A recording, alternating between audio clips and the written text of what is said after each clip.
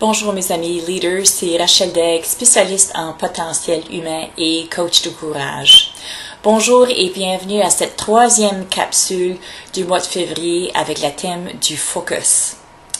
À date, dans les semaines précédentes, nous avons parlé de priorité, procrastination et aujourd'hui, on continue avec le sujet de la discipline.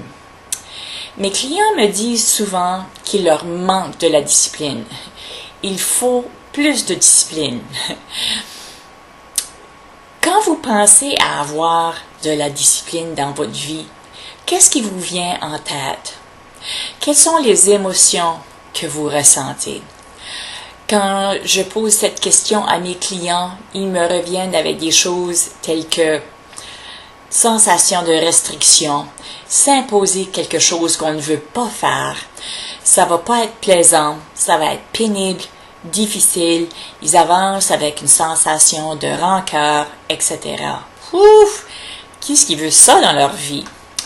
Et justement, plusieurs études démontrent qu'une discipline imposée ne se soutient pas à la longue, même après le fameux 21 jours pour développer une nouvelle habitude. Regardez l'entour de vous présentement, mi-février, toutes les résolutions de nouvelle année ont presque tous été abandonnées. Malgré les bonnes intentions, malgré les beaux rêves et malgré la discipline qui a été imposée. Donc, voici une perspective qui, moi, m'a beaucoup aidé par rapport à ce sujet de discipline. Au lieu de s'imposer de la discipline pour faire ceci et faire cela, considérez plutôt de devenir une personne disciplinée, être une personne disciplinée. C'est pas du tout la même chose. Si je vous pose la question, comment seriez-vous si vous étiez une personne disciplinée? Observez la sensation en vous juste avec ce changement de vocabulaire. Qu'est-ce qu'une personne si vous étiez une personne disciplinée, qu'est-ce qu'une personne disciplinée fait? Elle fait des bons choix. Elle les fait quotidiennement pour atteindre ses buts. Elle les fait avec une différente énergie, avec joie, avec aise. Lorsqu'on s'impose de la discipline, c'est forcé, c'est contre-courant, c'est contre nous-mêmes. Par contre, lorsqu'on est une personne disciplinée, on accueille avec hâte l'activité, on la fait avec joie. Le tout s'enligne avec qui on est à la base. Ce n'est plus contre nous, ça fait partie de qui on est, de soi-même. Il n'y a plus de contradiction et donc les résultats vont être plus efficaces. Ce changement peut se faire assez rapidement. C'est une question de perspective, d'intention et de prise de conscience. Donc, comment faire? Je vous partage 3 idées que moi je mets en pratique. Donc, la première, se dire discipliné. Le pouvoir de nos pensées puis de nos paroles est très fort. Et donc, je vais dire des choses comme je suis une personne disciplinée. Je me le dis souvent. Numéro 2, je vais créer ma liste de choses à accomplir et ceci aussi avec mes priorités.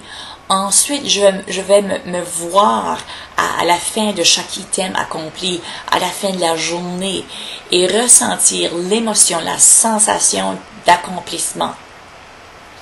Puis ces émotions imaginées vont me servir de motivation pour arriver à la vraie émotion d'accomplissement.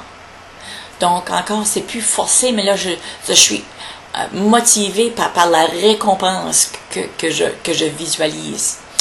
Numéro 3, s'observer et remarquer.